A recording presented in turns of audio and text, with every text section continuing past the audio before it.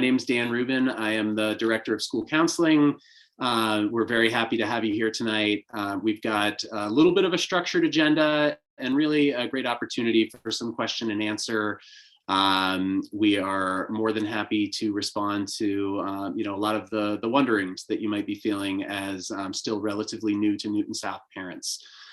Before we go any further, I'm happy to introduce Tammy Strauss, our principal, for a few words.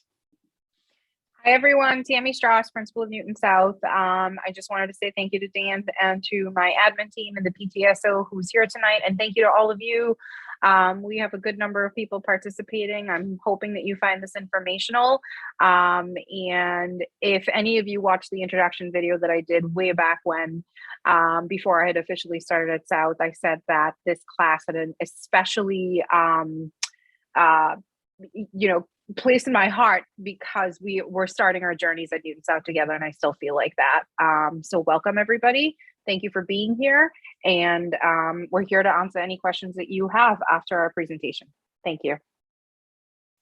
Hi everybody, I am Jason Williams, the Vice Principal at Newton South, and I am also starting this journey with this class as my first year here as Vice Principal. And again, echoing Tammy's words, I hope you find this night informational. I hope we can give you a lot of good info to get yourself grounded for the rest of the school year and for future school years. And with that, I'm going to hand it over to Michelle.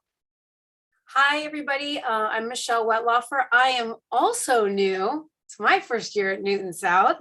There's a theme. I have a freshman at Newton South. I'm going to put a little some information into the chat. Hopefully that works. If it doesn't work right away, I will send it out in a second. But I just wanted to let you know, as the president of the PTSO, you as a parent are also a member of the PTSO. And I want a huge thank you to all of those who have paid their dues and contributed to all the special events that we've had so far.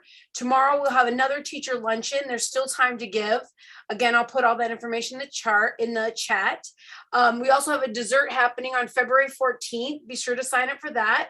And you can have your student bring those treats in or drop them at my house. But because of COVID, no parents in the school. I just want to reiterate that. We have lots of great job opportunities at Newton South for hospitality, holiday events, grounds beautification. We have another cleanup coming this Saturday if there's not too much snow. And then also Southfest. What's Southfest? So after the prom, Southfest is the party that we host at Newton South. And it seems like, oh, well, I don't have to do anything until my kid's a senior, but we try and alleviate the pressure from the senior parents for having to chaperone their own children. So as ninth grade, 10th grade, 11th grade parents, we come in and chaperone that day. So if you want to come to the informational meeting at my house, I think it's the 8th or 9th, we will talk more about what you can do. The burden will be light for freshman parents.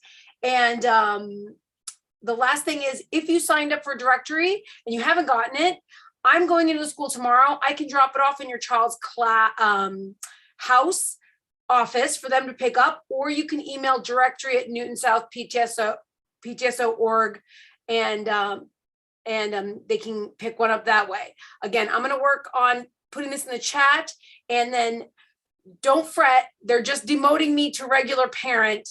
So, but I'm still here. So that's all. I think I'm going to introduce myself next, just to keep things moving along. My name is Jerry Gagnon. I'm the Department Chair of Science, Tech Ed, and Engineering. I'm very excited to welcome all of you to this evening's event. And I will also say that, one of our great privileges as educators is to be able to work with the great caliber of students that we get each year at Newton South. And so, the ninth graders have made a great entrance, and we've been enjoying working with them in person. And so we're hoping to share some information about how the rest of the year is going to go, and then of course the transition into next year.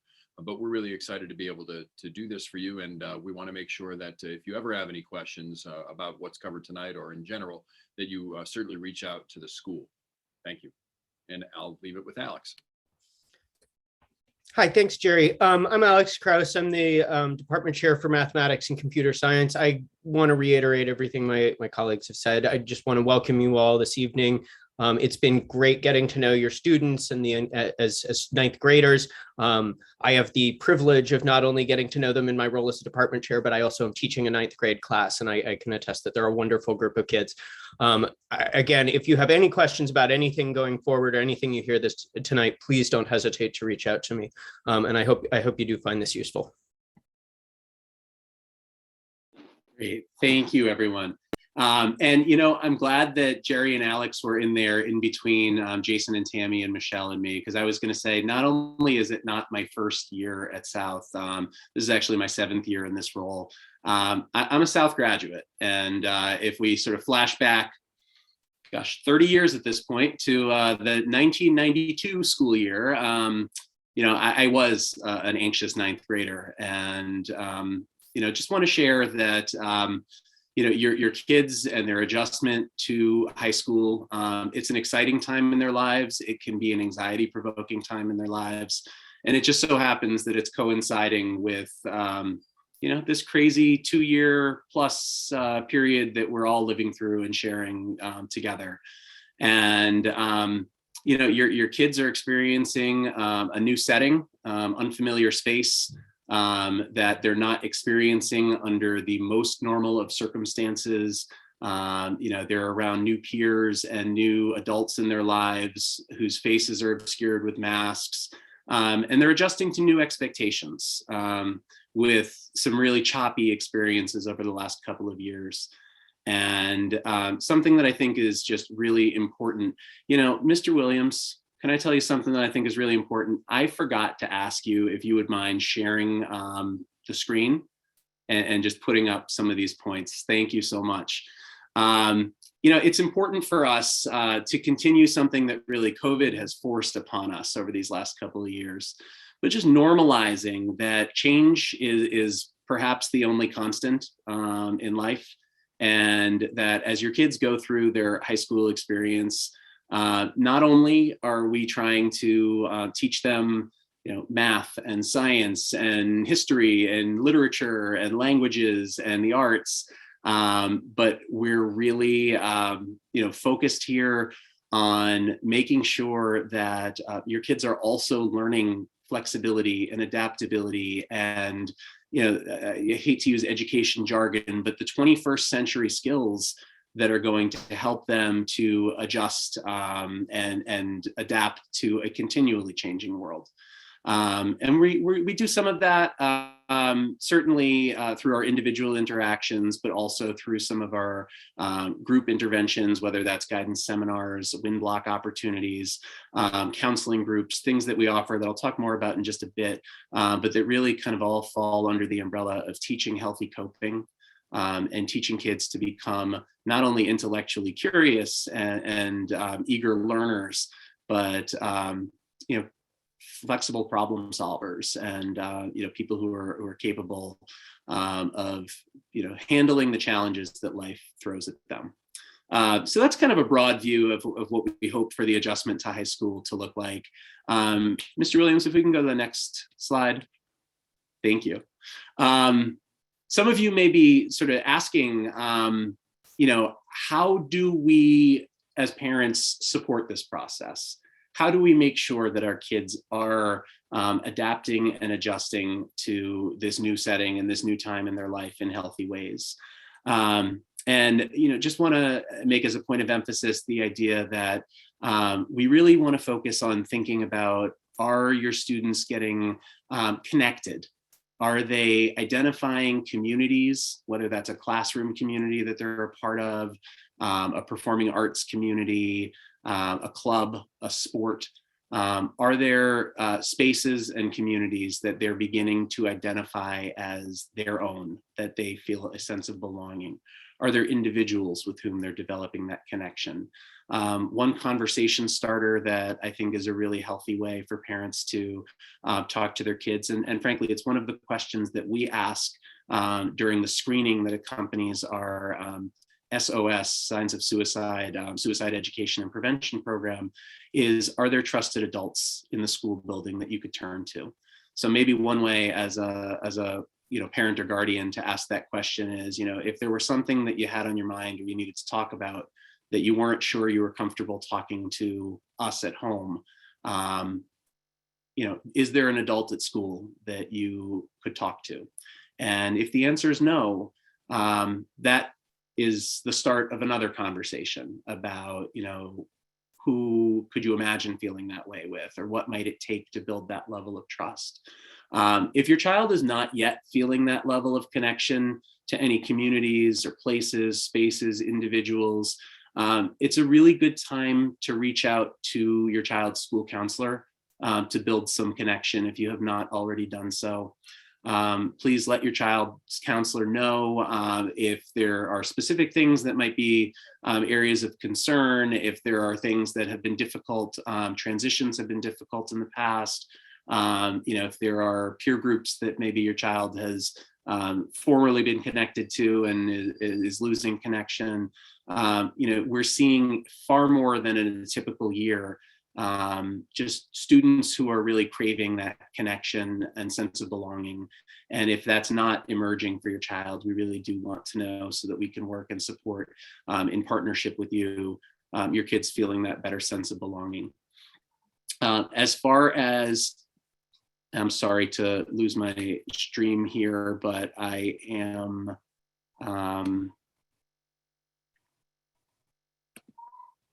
there we go. I apologize that I did not before have live captioning on. So thank you and apologies for the pause in the action there.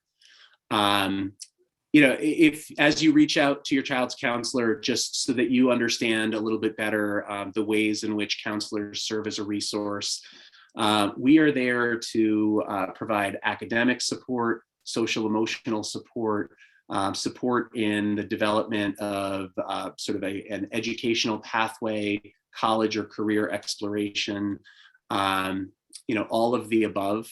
But maybe most importantly, we are a connector.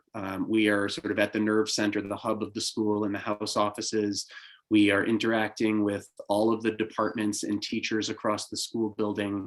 And if you're ever unsure of where to go, we can be your centralized resource. We function in the same way for your students, connecting them with academic and social emotional resources. Mr. Williams, if we go to the next slide, just to give a little bit of an overview of some of the academic resources. So the second marking period ended not long ago. If you are concerned that your child is having a difficult academic adjustment, these are part of what we would consider our continuum of tiered supports. And on the list here, we sort of move from some of our least restrictive or least intensive general education supports up through some of our more involved or individualized supports.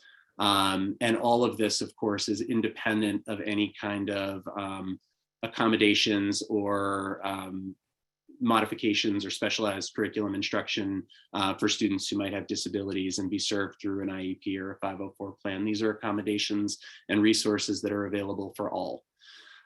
So WIN blocks, teachers might provide academic content area support specific to a unit that's going on in class, or they might be providing support around a general skill that they're working on in the context of their course. But those opportunities to connect directly with teachers are always the first and best starting point for your students. In our academic support centers, so the math center and the writing center, and there is also a science center. It's operating on a more limited schedule this year than the math and writing centers are, but students can receive content area support. They can go, it's a drop-in support during a time that they might otherwise be scheduled for a directed study. They can make arrangements to attend in the academic help centers. We also have what's referred to as the Academic Support Center, or small studies. And that is a program that students may be identified for by teachers and their counselors through our flagging process. You may have heard from your child's counselor offering your child the opportunity to enter into a small study. And it is a smaller and more actively supported version of a study hall. So unlike our directed studies where there may be 20 students, 25 students in a classroom, and it's incumbent on them to approach the teacher if there's something they need some direct support for. It may be that the teacher who's supervising the study may not be in the content area that they need support. In our small studies, they're staffed by multiple teachers. The content area support is available because we make sure that there are teachers who can support students across disciplines in the small studies at any point in time.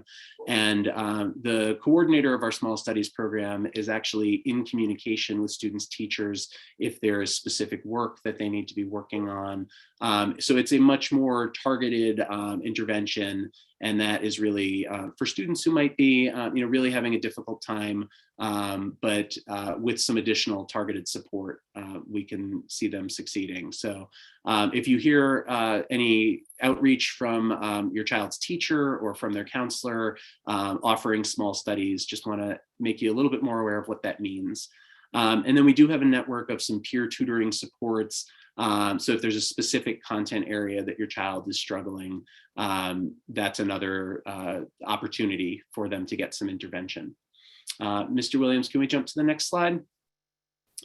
So just as far as the continuum of some of those social emotional resources as well, the starting point is always going to be your child's school guidance counselor. Every student is assigned to a counselor. They stay with that counselor. That counselor really ends up being invested in their development across time and is someone who will get to know you and your family and your child. If you have younger children, they are typically assigned to the same counselor. And we will travel this journey with you. It is good for your child to get to know their counselor. It can be, sometimes just an aggregate of little experiences and interactions over time that helps build that comfort level. We are meeting individually, but also in our guidance seminar groupings and in WIN block groupings with students throughout the year. But certainly, by all means, encourage your child to make an appointment with their school counselor if they haven't had an opportunity to meet one-on-one yet. We also have school adjustment counselors and school social workers who work with a smaller range of students. All of these students also have a school guidance counselor who works with them. But students who might be working on a short-term or long-term basis with our school adjustment or school social workers, a little bit more of a clinical intervention. So if you are identifying maybe some concerning signs that you're worried about your child's affect, perhaps they may be expressing some difficulty adjusting to school. They're feeling a great deal of anxiety around school-related issues. Start with your child's school guidance counselor, but it is possible that it may be appropriate to make a referral. Our school adjustment counselors work individually, but oftentimes they are working with students in our counseling groups as well. So you'll see on there, we run psychoeducational groups to help support students in a really structured way. We're not asking students to do any involved self-disclosure. This is not group therapy. It's psychoeducational and skill building. And the emphasis is always on empowering students to take ownership and responsibility for areas of concern, to really have the courage to acknowledge areas of vulnerability. It's amazing to see how some of our students grow in confidence by recognizing that some of the things that they struggle with and worry about are common, and they're not alone in the struggle. So we've been really happy with the growth and evolution of our counseling groups. I also just want to mention guidance seminars more broadly and SEL themed, SEL social emotional learning themed WIN blocks.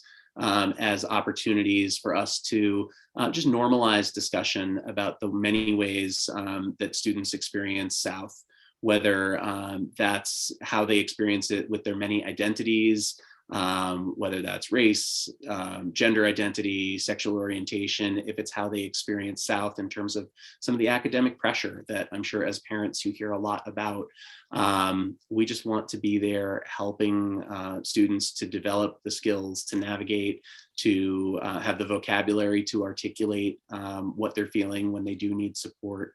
And to overall just have the kind of experience socially and emotionally that is conducive to quality learning.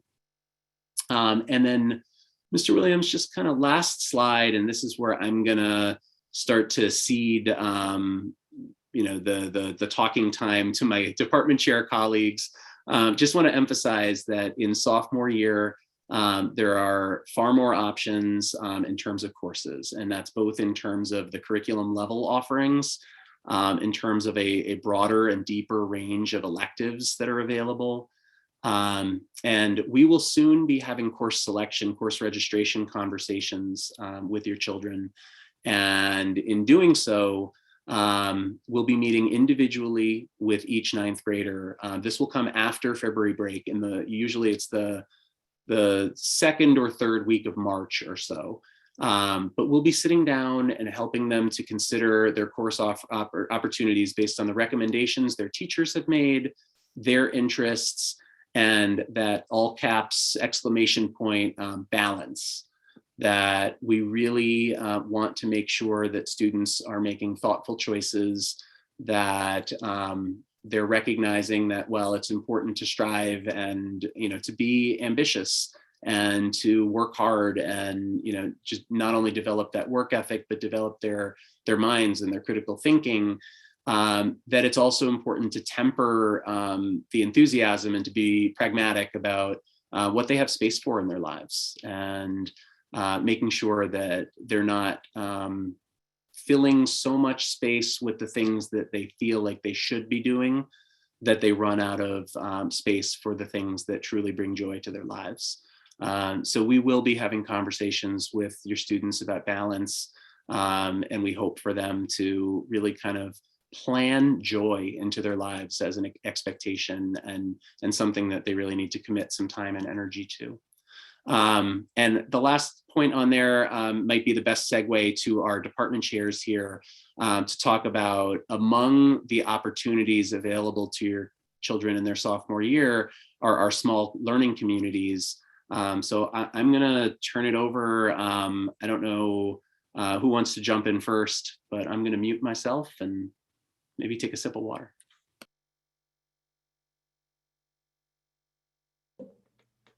Well, I can talk about global and new media, which are two. So my name's Jennifer Morrill. I'm the History and Social Science Department Chair.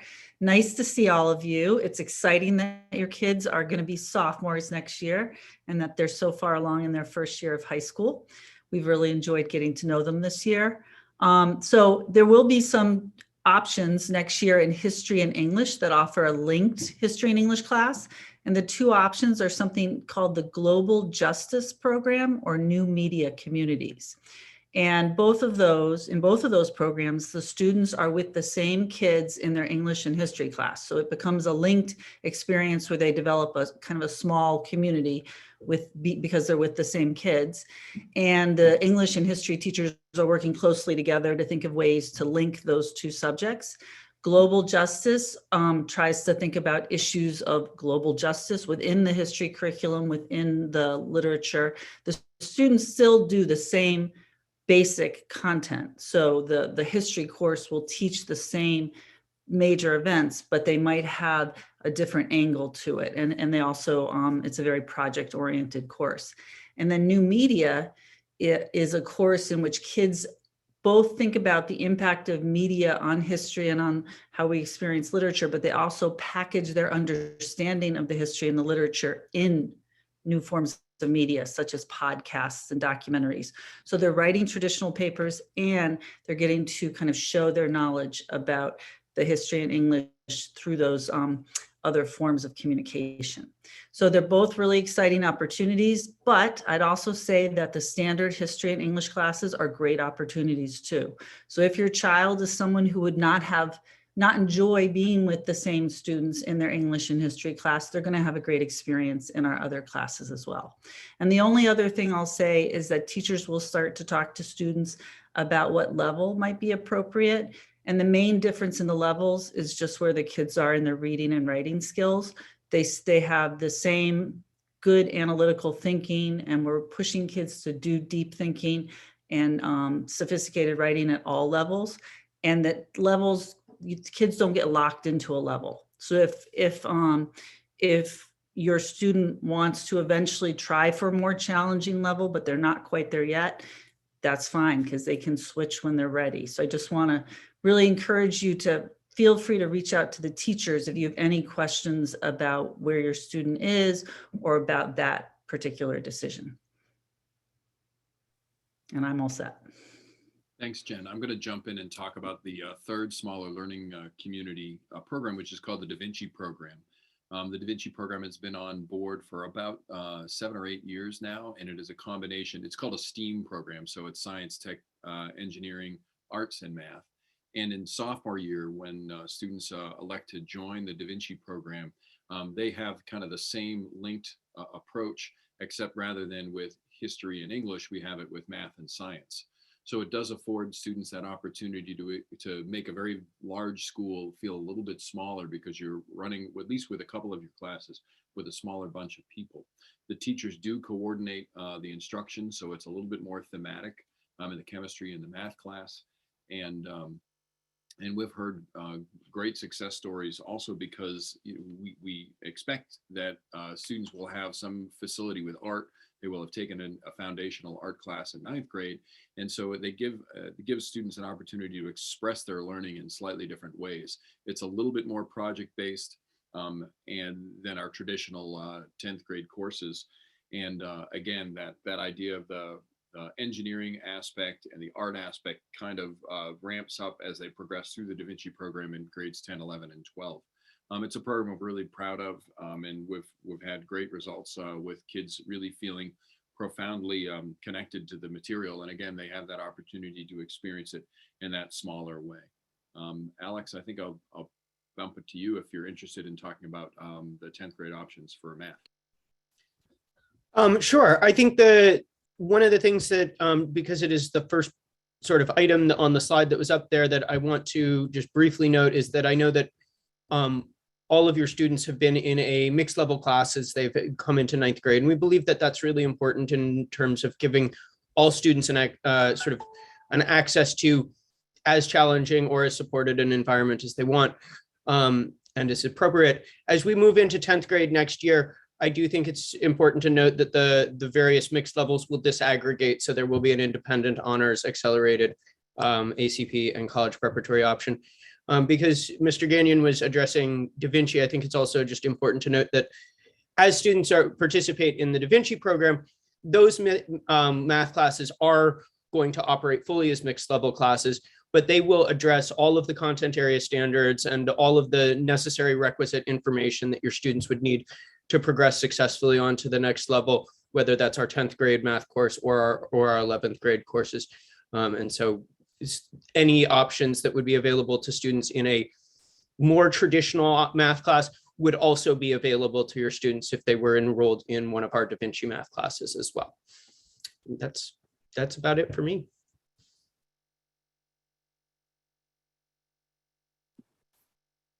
Great.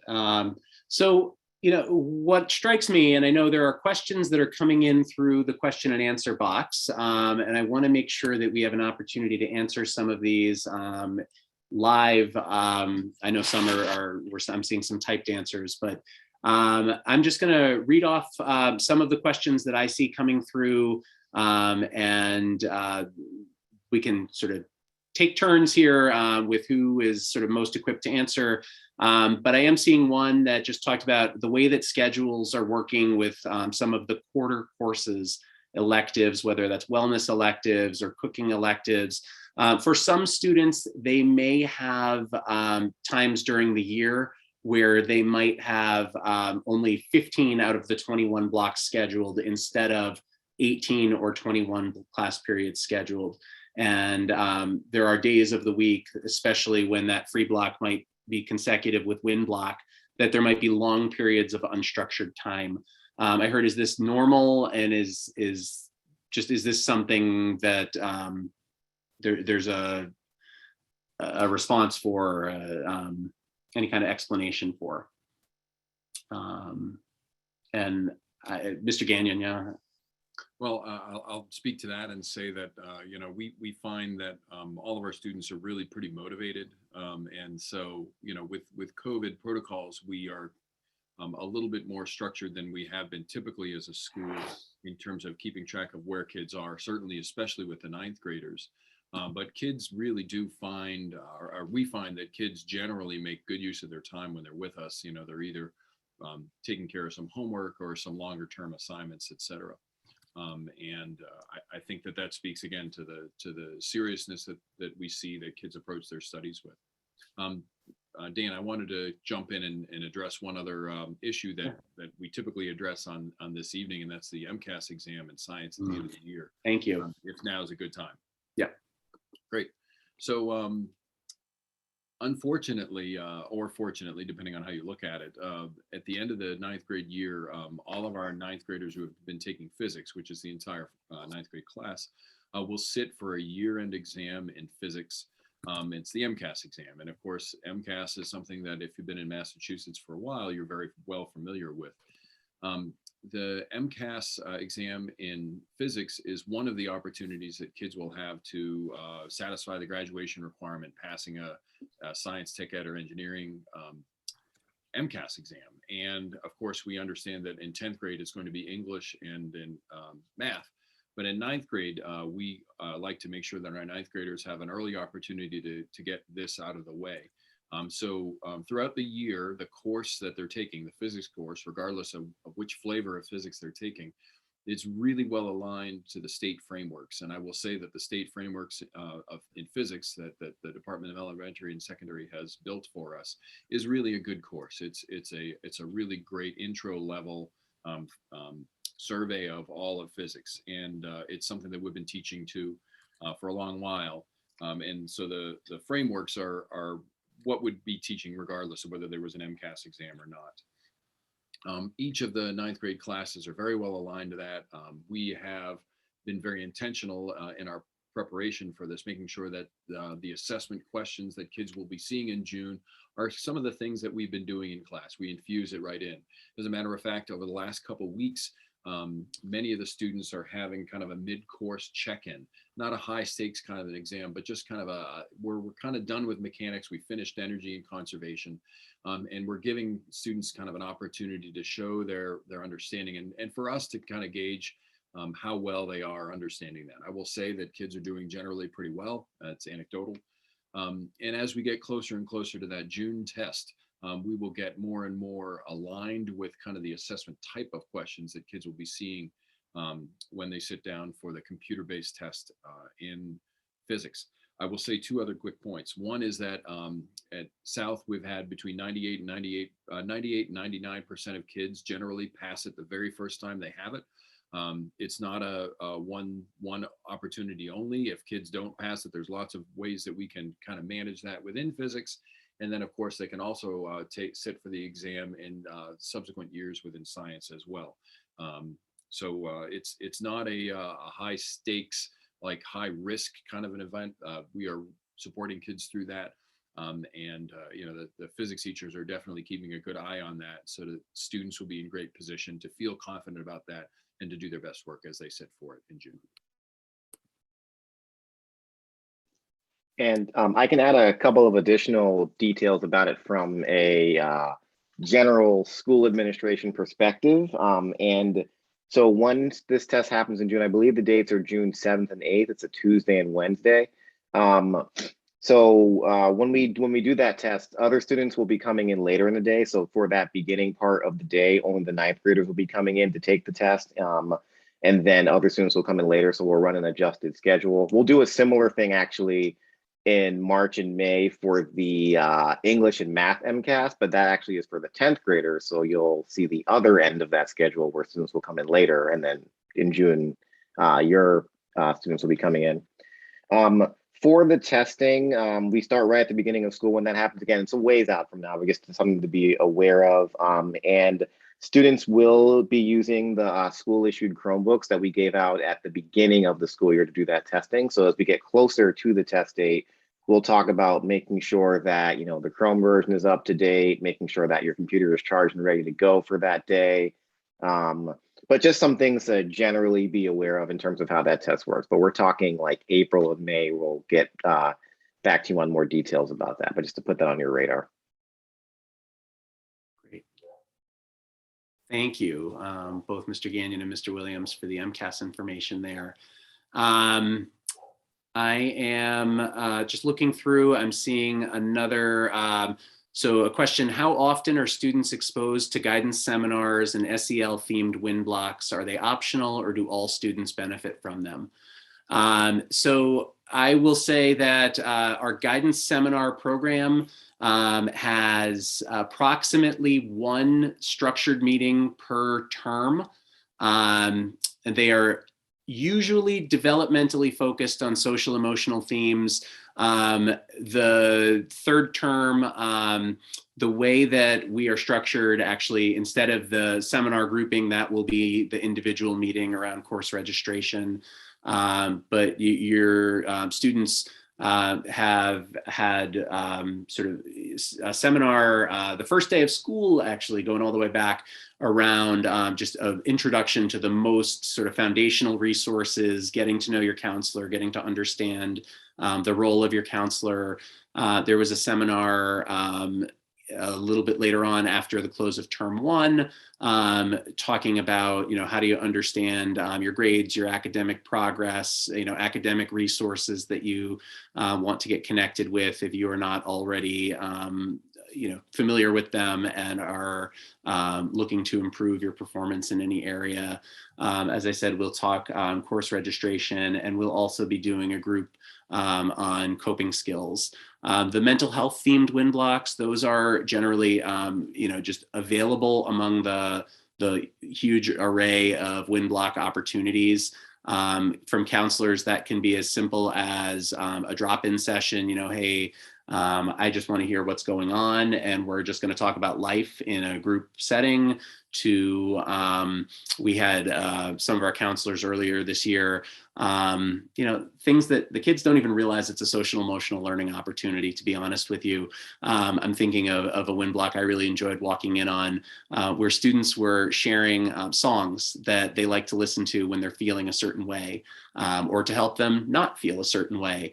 And they would share the name of a song or song lyrics, and then as a group, they'd listen to that song.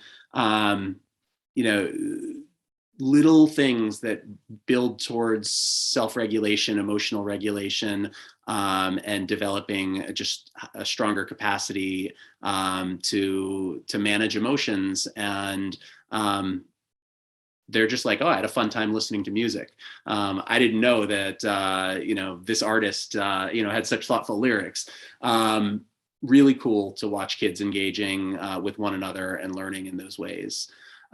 So sorry, I clearly get passionate talking about this, so sorry to ramble on a little bit there. How might a student access a peer tutor in a particular course? And I will sort of come at that, and then I'll actually ask maybe a department chair colleague to share on that.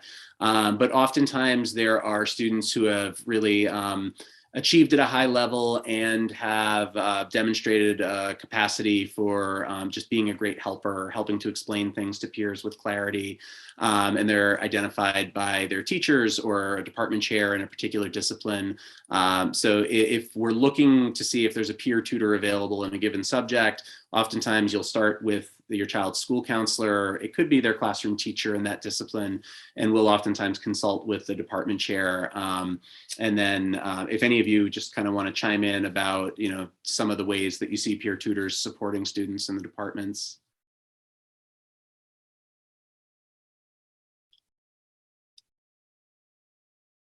Oh, you're all jumping at once.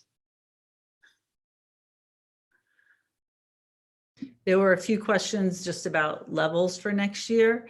And there was one person who said, like, when do kids talk with their teachers about it? So generally teachers will start to have those conversations in the next few weeks, and we don't directly notify parents, but of course, talk to your child about it, and they should have a sense of what the teacher's recommending. And if you have any questions, I think communication is golden. It's always good to reach out and talk to the teacher and understand their recommendation, and know that, we would welcome that conversation, and we all want to be in the right, kind of on the same page about our recommendation.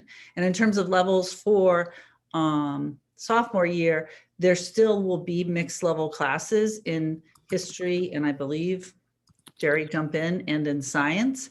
And so the lovely thing about the mixed level course is it does allow kids to, when they're in the course, first of all, see the work at the various levels and try it out and switch levels if it feels right to them. So I hope that will take some of the pressure off of the conversations around level next year, because kids won't be stuck in their particular level. There are ways that they can see what the work is for other levels and try it out and see if it's a good fit for them once the school year starts. And if I may pivot the conversation, there's a couple questions on the staffing issues that are not just, being experienced by South right now, but nationwide, as you all know. Yes, there are definitely staffing issues. Yes, we have teachers who are out. Yes, there are teachers who are out on either long-term or short-term leave. Please know that we are doing our absolute best to cover these classes. Our department heads, and I can use Alex and Jerry as a example of this. Jerry's been covering classes since the beginning of the year himself, so that kids don't go without. Alex is currently in that same position, trying to replace a math teacher who unfortunately had to go out on long-term leave. We are using all of our traditional methods, but when those don't work, we have in the past actually also put out to parents, if they're qualified and interested, to help us out, because this is a nationwide shortage. Nobody has a 1, 2, 3, 4, 5, 6, 7-step program on how this is going to work and or how we're going to solve this. And it is really, really unfortunate, but I think it also really should be a reflection for society on how teachers are being treated and how exhausted they are trying to work through a pandemic. So I think that's really important to keep in mind also. A couple other questions came in just in terms of like our international trips and our 9th grade celebrations and other things. We would hope to open up as much as we can, as soon as we can. Those decisions do not necessarily lie at a school level. International trips, I am involved in that. And we currently do not have a date, because every time we think we have one, Omicron hits or something else hits. So we are trying to be really, really cautious, but we are also cautiously optimistic. There is a summer international trip that actually happens at Newton North, that we are hoping that we can get on the ground, and we are technically planning for it, but we cannot put any of that in writing. And we can't determine it because things are just changing so quickly. So we are definitely hoping for the best. But unfortunately, on some of those things, we're going to have to wait and see. In terms of our grade 9 celebration, which typically is a boat cruise, I cannot remember off the top of my head, but I know that we've discussed it. We have found other ways within the school building, and other safe ways to celebrate our students, and we're going to continue to do that. I cannot in my brain actually remember talking about the boat cruise, but I know that our grade 9 advisors are definitely working on celebrating the kids as best as we can and as safely as we can. Thank you. Thank you. I'm looking through and marking some of these that got answered live. There is a question here I'm seeing. This is an interesting one. Have you found mixed level classes to be intimidating for students who are not at the honors or AP level? And are there any negative impacts on students' emotional development? I'm wondering, Jen, it looks like you want to speak to that, and maybe Alex as well. I think it's a really, really important question, and one that we're thinking about very carefully, because if the mixed level class is working well, then all kids feel supported and like they're part of the room, and that when they walk in, that class is for them. I've taught CP level history for a long time. And now this year I'm teaching, and I've taught AP, and I've taught all the levels. I have found this year that the students who are working at the CP or ACP level are doing really well in the mixed level class. I think it can be so much more exciting to be in a room where you have a lot of kids approaching the history from different angles. And if we're doing our job right, kids are feeling supported and like we're meeting them where they're at. And I would just say, as a parent, it's so important, if you see your child struggling in that setting, don't hold back. Like, we need that kind of information, and we need to kind of understand how kids are experiencing that type of class. But I think at the end of the day, it really can be great for kids at all levels. Yeah, I want to jump in there as well. I can't reiterate Jen Morrell's comment about the fact that this is a really important question, and this is one we are paying deep attention to and really trying to gauge what the student experience is. I saw a comment that came in, or a question that came in earlier, about what we're doing to try to evaluate what students' experience are, and that a particular student may not have been having a great experience in their class. When I would encourage people to reach out and talk to us about that. We are, within our department, and I would assume the same goes for others, really trying to evaluate both quantitatively and qualitatively, to the best of our ability, what the student experience is, both in terms of learning and in terms of the social emotional impacts. I also want to speak directly to this. I am teaching one of our 9th grade mixed level classes this year. And part of the reason I'm doing that is so that I can really keep, as close an eye on the student experiences as possible.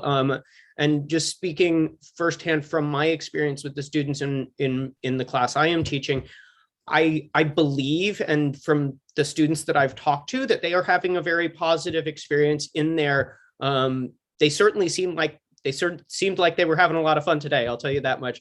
And I think that one of the other pros that I want to really reiterate is, within mathematics, one of the things that we're able to now do is expose more students to a deeper examination of a lot of topics, while also providing supports and making sure that they're properly accessible. And so far, I think that there has been some mixed reaction. I will own that, but I also think there's been a lot of really positive successes. Let's see, what else do we have here? Thank you for those responses there. I'm seeing one, and this is, I guess, maybe all of our eyes can report what we're seeing on this. But my child says that there are many kids goofing around during wind blocks. Is there an honest, unbiased, quantitative measurement of how many kids are visiting with teachers for assistance during wind blocks, and or at least doing schoolwork? Same applies to directed study periods. I can actually take that. So I have no doubt that some kids are goofing off during wind blocks. They're kids. It's what they do. The structure of the schedule is such that wind is a real opportunity for students to get work done that they need to get done. Are all of our students taking advantage of that? No, I don't believe so. This is also the first year of implementation of a new schedule. We have 4 deans in the building and close to 2,000 students. So it's very hard for our deans to chase after every single child. What we have done is we really have focused on our 9th graders, specifically to make sure that those numbers are low, so that they see the benefit of wind blocks and how to actually use wind blocks. We did put out a student experience survey, and I want to say, I cannot remember the exact number, but about 70% of our students responded to it.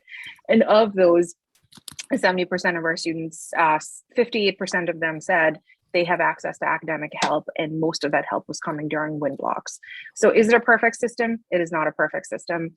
Are we trying to get better at it? 100% we're trying to get better at it. And we do have data. It's actually something that I encourage all of you to come to on next Monday, the 7th. I will be presenting at school committee, and this is one of the things that I'm talking about, going to be specifically talking about, because we have the charts and we have all of that and all of the data that you're asking for. In addition to that, when it comes to directed studies, I feel like somebody else should talk about that, because the purpose of directed studies is definitely a little bit different than WIN blocks. And no, we do not have any hard data on that, but that is because I believe the purpose of directed studies is different. So if somebody else wants to take that, that'd be great. Great. I'm seeing just a couple of more open questions here. So I see a question, and actually this might be a great one for department chairs to respond to. For a class with a prerequisite, could the prerequisite be taken concurrently if the child is passionate about it, has the time, and are able to manage it? I'm happy to field that question. The answer is usually no. There's some courses where we really need to have like a full foundational year of a prerequisite before you move on to it. I mean, for instance, like AP Physics, we expect students will have had a physics class, a full year lab-based physics class in order to access AP Physics. Further, they need to have calculus in their toolkit. So the expectation is that they will have a prerequisite of physics, and they can take concurrent the calculus and the physics class, or as a prerequisite as well. But you know, we wouldn't be putting kids in a good position if we waived those things. So even if the passion is there, we want to make sure that we're putting kids in the best position so that when they are sitting in that class, they're going to get the most, the richest opportunity to learn and to appreciate what's going on in the class. And that's why we have those prerequisites. It's not a matter of sorting kids whether they're worthy or not. It's really putting them in a position to do well. I will say, because this came up in several places in the chat, and now I'm going to speak out of the other side of my head. Within the Da Vinci program, in most years, we have said that we expect kids who have taken an art foundations class in 9th grade to be eligible to take Da Vinci, and that's ideal, right? And we know that this year has been a bizarro year in terms of kids being able to select their electives that they wanted, or you know, the process was clumsy. So I will tell you that as somebody who helps to make this decision, if your kid is passionate about art and science and math, you know, that's something that they can communicate to their teachers, and I'll be happy to work on it with Mr. Kraus and see if we can make sure that if the student hasn't had that foundational experience, that we give them that opportunity just the same, as long as they're taking it as 10th graders, so that they have that opportunity to engage in the material with some art. Mm-hmm. Alex, I'm just wondering, the one area, and I'm not sure if this is what the question referred to, but there are occasionally disciplines where a student may have sufficient work completed or skill set from some outside coursework. So Alex, I know on occasion we've got students who maybe have some really advanced computer science skills perhaps, and they might skip the intro to computer programming course with instructor approval. But it's always going to be a matter of making sure that the student is sort of, as Jerry said, just poised for success and not put in a position where they will be disadvantaged because they have not had a preparatory experience. Similarly, I'm thinking just of sometimes art portfolios. Sometimes, you know, some of our art teachers may do a portfolio review if there's a student who has extensive training outside of school. So those are individualized cases, and I'd certainly encourage you to discuss with your child's counselor or with the appropriate department chair. There's a couple of other questions here, and I'm just looking at the clock. We'll try to get to a couple more. I see one that says, can you talk about the vocational programs and the process for enrolling? I'm really glad that question came up. So most of the district's career and tech ed programs have an entry point at Newton South, but most of them, the upper level offerings are housed at Newton North, where they have the comprehensive high school facilities. So I'm thinking of like the culinary program. We have many students who take a culinary exploratory class at Newton South. And then if they choose to go on to the culinary arts major course, they will take major 1 at Newton North, it's a 1 period a day commitment for the full year. If they choose to go on to the major 2 or major 3 courses and pursue the program to completion, those are 2 period a day commitments at Newton North. The district provides transportation to Newton North from Newton South in the morning and back to Newton South from Newton North. So students who are South students remain Newton South students. They work closely and carefully with their counselor and with our scheduler to make sure that all of their class periods fall in a way that accommodates their scheduling needs. But so there's career and tech ed programs and I'm sure I'm going to miss something here, but we've got graphic communications, we've got sort of drafting and architectural design, carpentry, culinary, the TV and video production studio. There's an automotive program. Automotive is the one program that actually begins at Newton North as well. We don't have an analogous entry point at South. And then the early childhood ed program is the one program that is housed entirely at South. And a student can go through the 4-year sequence and not have to take any of their coursework at Newton North. But the CTE programs are all City of Newton programs open to both high schools, students at both high schools. And if that's something that your child is currently taking an exploratory class, they're interested, I would very much encourage you and your student to reach out to their school counselor to discuss. I can do one last question on the daily schedule. That's a great question. Just being the first year of the daily schedule, like what have we learned and what are we anticipating for next year? I would say we've learned that our kids are pretty well rested. I've always started school at like 7:25 in the morning.